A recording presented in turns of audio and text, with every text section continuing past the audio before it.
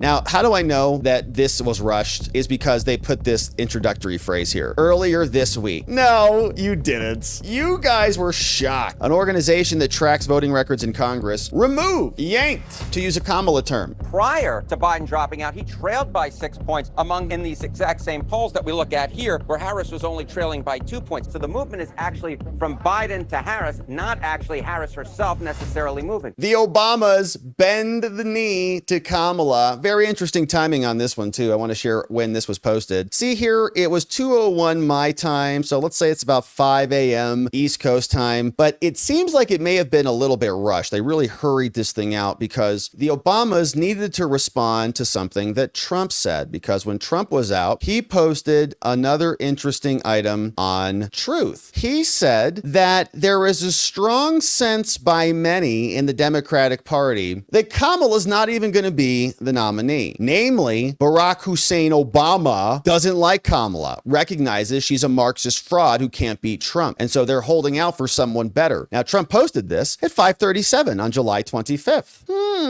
So then Trump mocks them, ridicules them, makes fun of them. They don't even like Kamala. This is hilarious. So what happens? Well, as we know, they race out to nominate and support her. Obama comes out just a few short hours later at 2:01 in the morning, July 26th. Oh, we love Kamala now. Yeah, right. Earlier this week, Michelle and I called our friend. We're sure you did. So what, this took you a bunch of time to edit and post? Yeah. We told her that we think she'll make a fantastic president of the United States and that we offer her and she has our full support. At this critical moment for our country, we're going to do everything we can to make sure she wins in November, and we hope you'll join us. Now, how do I know that this was rushed is because they put this introductory phrase here earlier this week. No, you didn't. You guys were shocked that she was endorsed by Joe Biden. We read an article from Politico that there was fury in the Obama camp. They wanted Mark Kelly from Arizona, terrible decision, to be the actual nominee. It would have been a disaster for them too. The guy's a quisling. Watch this ridiculous call. Here's Kamala. Kamala. Well, hi. Hey there. Can you hear this?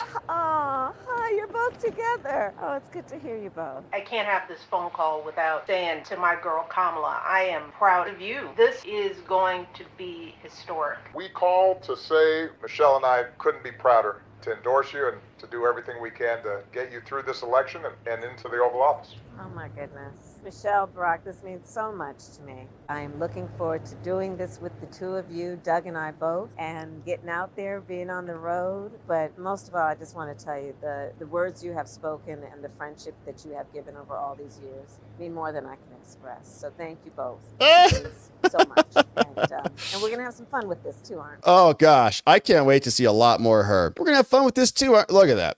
Was that real? Was that real? Was that actually Obama? Was that Michelle? Well, I don't know. Felt a little bit off. Now, Michelle came out with the same thing, says, I'm so proud of my girl Kamala. Barack and I are so excited to endorse her as the Democratic nominee. She sent it right at 2:01 also. So apparently they're sitting together. Are you ready, honey, to support Kamala? Yeah. And they press it together. Yeah, right. So she says, Barack and I are so excited to endorse her as the Democratic nominee because of her positivity, her sense of humor, all right, and her ability to bring light and hope to people all across the country. It's kind of like a nice guy comment, right? Yeah, no, yeah. Like, yeah, he's a nice guy. Yeah. What do you think of him? Do you think I should, like, is he a good dude to do business with or not? Yeah, I mean, you know, he's a nice guy, I think. He tries hard. He's pretty funny too. He works hard. He's always positive a lot. Like, he really wants to get stuff done. I think that's really good. He's got good excitement. He's pretty funny also. Yeah. Ringing endorsement from Michelle. Not really that enthusiastic. So Trump has come out and, as we saw, rubbed their noses in their lack of an endorsement. And I thought that was just hysterical. Now, the media is continuing to try to cover up for Kamala as they circle the wagons to make her the nominee, even though most people don't like her. GovTrack, we've been following this back and forth with Kamala, and the borders are kerfuffled. But now this website called GovTrack retracts its rating that said Kamala was the most liberal senator in 2019 after Biden dropped out. Oops, that's not that long ago. An organization that tracks voting records in Congress removed, yanked, to use a Kamala term, its 2019 rating that pegged Senator Kamala Harris as the most liberal member of the upper chamber. After several media outlets, including the Post, cited the statistic. They said, oh crap, delete that. The website pulled down its 2019 ranking on Monday evening after it got renewed attention. They'd previously determined in its single-year report card for 2019 that she was the most ideological to the left member of the upper chamber based on her legislative behavior. At the time, she was ranked even further to the left of Elizabeth Warren, wow, and Bernie Sanders, the latter of whom is typically considered the most left-wing senator, including the most recent metric available from GovTrack. Founder created the website. He said, we just discontinued those types of report cards. We determined that the limited data available in a single year was not sufficient to create a reliable portrait. Therefore, it didn't serve as a useful tool. So we took it down. Wild. All right, so the cover-up is well underway. We have people like this. We know this guy, Reid Hoffman, showed up, was talking about Kamala. Let's listen to a little bit about what he said, saying that she brings a lot of excitement. This is the same guy who spent 9 figures between him and some of his compatriots, his compadres. They have spent, comrades, a bunch of money to stop Trump. Their entire life is basically dedicated to this. They funded the E. Jean Carroll lawsuit, hung out with Jeffrey Epstein, dedicates tons of money, hangs out with George Conway, Roberta Kaplan. That's why they all kind of look the same. Here is what he said about all this excitement. Donald Trump likes to claim he is the pro-business candidate. But yesterday, there was a call with a number of big Democratic donors who are very excited about the prospect of Kamala Harris with the message to her campaign, how can we help? And what I heard over and over was this idea that for the business class, for the wealthy, Donald Trump might be a short-term win for them, for people like you, but he's a long-term disaster for the country. Do you agree with that sentiment? I do. I think that people kind of overly think that what's good for business is just a near-term shift on like corporate taxes or regulation, which of course are important. They're not irrelevant issues to business. But what's much more important is a stable rule of law democracy with good international relations with our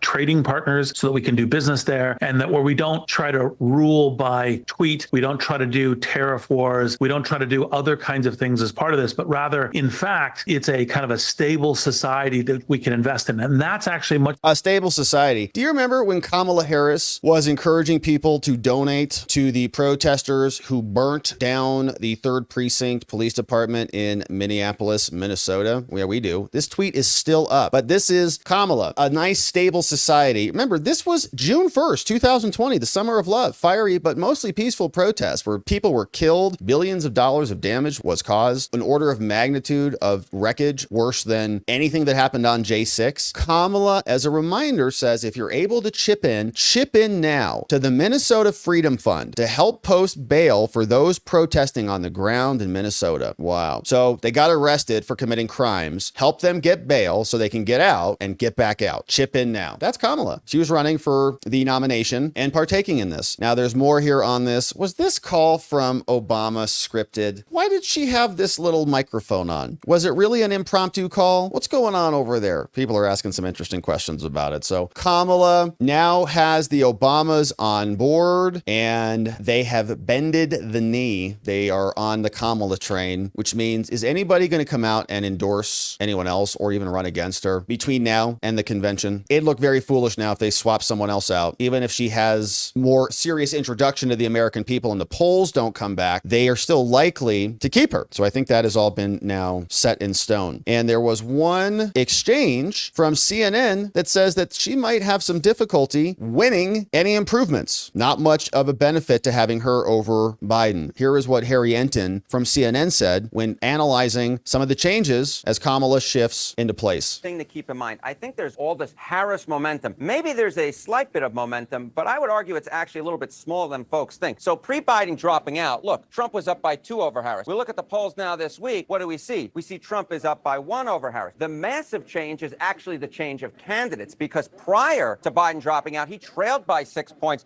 in these exact same polls that we look at here, where Harris was only trailing by 2 points. So the movement is actually from Biden to Harris, not actually Harris herself necessarily moving. So not a lot of momentum happening here from CNN, and that's about what we've expected. There are other polls here from Real Clear Politics that have some good assessments. Let's take a look at the latest 2024 polls, and some of these that were released today have Kamala ahead. Wow, so it's very interesting. So here you can see it was a whole slew of Trump aheads in these various states, but now these are individual state polls. So in Michigan, they have Kamala up +1. In New Hampshire, they have Kamala up +1. And so these are the primary polls on some of the local states. Let's see what the latest 2024 polls look like. Trump versus Harris. Trump in the national polls is still up and away. Now, this one from Morning Consult and Reuters have Harris at +1, but the most recent 4 from CNN, Rasmussen, and New York Times, Rasmussen has Trump up +7. So interesting. I think we're going to see a lot of movement, a lot of volatility in the polls until we get some stuff settling down, but interesting times ahead.